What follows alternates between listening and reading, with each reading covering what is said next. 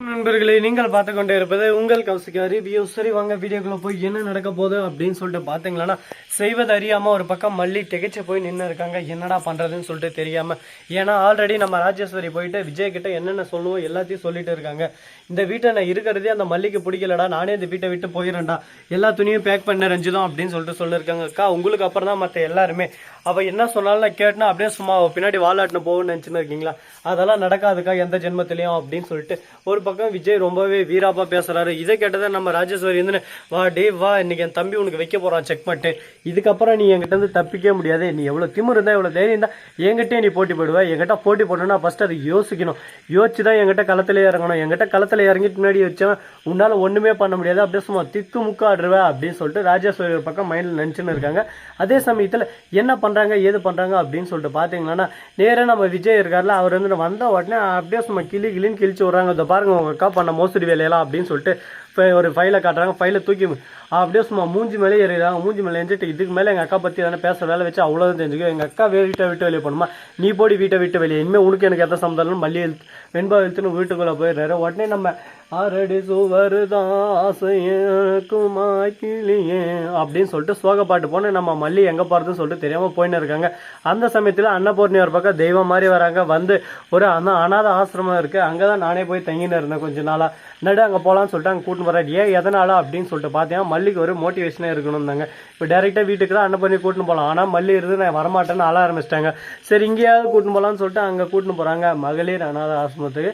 அந்த இடத்துக்கு திடீர்னு நம்ம விஜய் மாசம் வந்து இறங்குறாரு. இறங்குறதோட மட்டும் இல்லாமல் என்னை மன்னிச்சிரு மல்லின்னு சொல்லிட்டு வந்து கட்டி பிடிச்சிடாரு. கட்டி பிடிச்சி என்னை விட்டு போகாத மல்லி, எனக்கு வேறு வழி தெரியல, என் அக்கா என்னை சின்ன வயசுலேருந்து எடுத்து வளர்த்தவங்க, அவங்களும் எனக்கு முக்கியம், நீயும் எனக்கு முக்கியம், ரெண்டு பேரும் நான் பாரபட்சம் பார்க்க முடியாது, அவங்ககிட்ட சொன்னால் அவங்க புரிஞ்சிக்க மாட்டாங்க, நீ என்ன புரிஞ்சுப்ப அப்படின்னு சொல்லிட்டு வந்து கதறி அழுறாரு. வெண்பாவும் ஒரு பக்கம் வாங்கம்மான்னு கூப்பிட்றாங்க. இப்போ எங்கே போக போகிறாங்க அப்படின்னு சொல்லிட்டு பார்த்தீங்கன்னா நம்ம விஜய் கெஸ்ட் ஹவுஸ் இருக்குது, அங்கே போகலான்னு சொல்லிட்டு விஜய் அங்கேயே கூட்டின்னு போயிடுறாரு. கொஞ்ச நாள் வெளியே ஒர்க்குது அப்படின்னு சொல்லிட்டு விஜய் அடிக்கடி வர்றதில்ல வீட்டுக்கு. இதெல்லாம் நோட் பண்ண நம்ம ராஜேஸ்வரி, என்னடா நடக்குது இங்கே ஒன்றுமே புரியல, இந்த மல்லி எங்கே இருக்கா என்ன பண்ணிருக்கா அப்படின்னு சொல்லிட்டு அவளோட மொத்த டீட்டெயில்ஸும் மொத்த ஜாதகமும் நமக்கு வேணும். ஏன்னா விஜய் இப்போலாம் எங்கே போகிறான் என்ன பண்ணுறான் எதுவுமே தெரியல.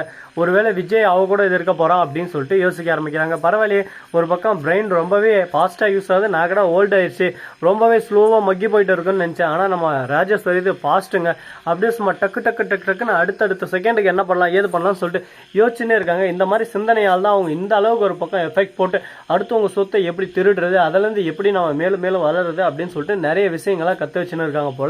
இதை வச்சு அவங்க பழிச்சுவாங்க, அது ஒரு பக்கம் இருக்கு. மறுபக்கம் நம்ம ரஞ்சிதம், அவங்கள சொல்லவே தேவையில்ல, அவங்க அப்பாவிங்க என்ன பண்ண போறாங்க ஏது பண்ண போறாங்கன்னு சொல்லிட்டு தெரியல.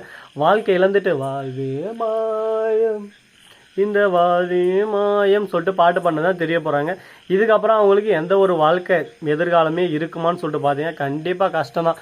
ஏன்னா அவங்க பண்ணது கொஞ்சம் நெஞ்ச பாவம் இல்லைங்க, அதனால அவங்களுக்கு இந்த எதிர்காலன்றதே கொஞ்சம் கேள்விக்குறியாக தான் இருக்குது. இதுக்கு நடுவில் இன்னும் என்னென்ன பிரச்சனையெல்லாம் அவங்களுக்கு வரப்போகுதுன்னு சொல்லிட்டு தெரியலைங்க.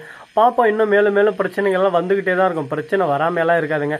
ஆனால் எல்லாத்தையும் எப்படி சமாளிக்க போகிறோம் அப்படின்றது தான் இங்கே கேள்விக்குறியாகவே இருக்குது. ஏன்னா ஒவ்வொரு பிரச்சனையும் நம்ம எப்படி சமாளிக்கிறோம் அப்படின்றத பொறுத்து தான் அந்த பிரச்சனையை நம்ம எப்படி எதிர்கொள்கிறோம் அப்படின்ற விஷயமே இருக்குது. ஆனால் இவங்க என்ன பண்ண போகிறாங்க ஏது பண்ண போகிறாங்க அப்படின்னு பொறுத்து வந்து பார்த்தா தெரிய போகுது. அது மட்டும் இல்லாமல் நம்ம வெண்பா இருக்காங்களா, அவங்க இருந்து நம்ம மல்லியம்மா நீங்கள் என்னை விட்டு போகாதீங்கம்மா, நீங்கள் இல்லைன்னா அவ்வளோதான் அப்படி இப்படின்னு அழ ஆரம்பிக்கிறாங்க. உடனே நான் எங்கேயும் போக மாட்டேன், நான் உங்கள் கூடயே வரேன் அப்படின்னு சொல்லிட்டு கூட வந்துடுறாங்க. இந்த விஷயத்த தெரிஞ்சுக்கிட்ட நம்ம பாபு இருந்துன்னு விஜய் கிட்ட வந்து சண்டை போடுறாங்க. எதுக்கு மாப்பிள்ள இந்த மாதிரி என் தங்கச்சியை பார்த்தா உங்களுக்கு எப்படி தெரியுது, என் தங்கச்சியை பார்த்தா அந்த மாதிரி தெரியுதா இப்படி தெரியுதா, ஊர் உலகம் என்ன பேசும், இந்த மாதிரி கெஸ்ட் ஹவுஸில் அங்கங்கே தங்க வச்சுன்னு இருக்கீங்கன்னா உங்கள் வீட்டில் தானே கூட்டின்னு போய் வைக்கணும், தொட்டு தாலி கட்டின பொண்டாட்டி தானே அப்படி இப்படின்னு சொல்லிட்டு கேள்வி கேட்க கொஞ்ச நாள் பொறுத்துக்கோங்க, எல்லாமே கொஞ்ச நாளைக்கு தான் அப்படின்னு சொல்லிட்டு சொல்கிறாங்க. உங்கள் அக்காவுக்காக எல்லாமே நாங்கள் பொறுத்து தான் போயின்னு இருக்கோம், எவ்வளோ அசிங்கம் பண்ணணும் என்னென்ன இருக்குது எல்லாமே ஒரு லிமிட் இருக்குது, பொண்ணை கொடுத்துட்டா நாங்கள் அசிங்கம் பட்டுனே இருக்கணுமா, எங்களுக்குன்னு ஒரு மானம் மரியாதை இதெல்லாம் இல்லையா, எங்களெல்லாம் பார்த்தா அப்படியே சும்மா ரொம்பவே இலக்கணமாக இருக்கா அப்படின்னு சொல்லிட்டு கேட்க ஆரம்பிக்கிறேன். அவர் கேட்கறதுல என்னங்க தப்பு இருக்குது, அவர் கேட்கறதுல தப்பே இல்லை. நம்ம விஜயும் நீங்கள் கேட்கறதுல எந்த ஒரு தப்பும் இல்லை, நீங்கள் கேட்கறது எல்லாமே ரைட்டு தான், எல்லாமே கூடிய சீக்கிரம் எல்லாமே உங்களுக்கே புரிய வரும். அப்போ நீங்களே எங்கிட்ட வந்து சொல்லுவீங்க நீங்கள் கரெக்டு மாப்பிள்ள நீங்கள் பண்ணதா அப்படின்னு சொல்லிட்டு. ஏன்னா என்னை பொறுத்த வரைக்கும் குடும்பன்றது கோவில் மாதிரி, அந்த கோவிலை யாரும் வந்து இடிக்கவும் கூடாது, அந்த கோவில் என்னை விட்டு போகவும் கூடாது, அதுக்காக என்னால் முடிஞ்ச அனைத்து எஃபெக்ட்டும் நான் போடுவேன் அப்படின்னு சொல்லிட்டு சொல்கிறாங்க. கேட்கும் போது நமக்கு ஒரு பக்கம் ரொம்பவே ஜில்லுன்னு இருக்குது. என்னடா இந்த அளவுக்கு ஒரு பக்கம் குடும்பத்தை நேசிக்கிறாரு, குடும்பன்றது எவ்வளோ பெரிய ஒரு வரன்னு சொல்லிட்டு இவங்க சொல்கிறது மூலிமா தான் புரியுது. ஏன்னா அதை கட்டி காப்பாற்றினா தான் அதோட அருமையும் அதோட கோல்டு இதையும் நம்மளுக்கு தெரியும். சும்மா ஓல்ட் இஸ் கோல்டுன்னு சும்மா சொல்லுவாங்க, அந்த மாதிரி தான் குடும்பன்றது ஒரு தங்க புதையல். அந்த தங்க புதையலை ஆளாளுக்கு எடுக்கட்டோம்னா அவ்வளோதாங்க, அந்த இடமே ஒரு பக்கம் உதவாத இடமா மாறிடும். அது போல தான் என்னைக்கு நாம் மற்றவங்களை வெளியாட்களை உள்ளே விட்டு இதில் பிரச்சனையில் இன்வால்வ் பண்ணுறோமோ அதோட இந்த குடும்பம் ரெண்டாக போயிடும். அதனால முடிஞ்ச வரைக்கும் பிரச்சனை அவங்கவுங்களுக்குள்ள தீர்த்துட்டு அவங்கவுங்களுக்குள்ள பார்த்துனா அவங்கவுங்க என்னென்ன பண்ண முடியுமோ பண்ணினா வாழ்க்கைக்கும் நல்லது, குடும்பத்துக்கும் நல்லது.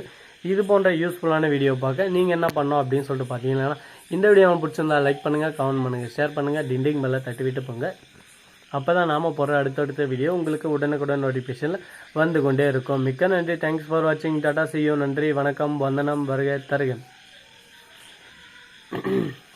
நம்ம ராஜேஸ்வரிக்கு எத்தனை ஓட்டு, ரஞ்சித்துக்கு எத்தனை ஓட்டு மறக்காமல் கமெண்ட் செக்ஷன் சொல்லிவிட்டு போங்க 100க்கு. அது மட்டும் இல்லாமல் மல்லி யார் யாருக்கு பிடிக்கும் சொல்லிவிட்டு போங்க. தேங்க்ஸ் ஃபார் வாட்சிங். Tata, see you.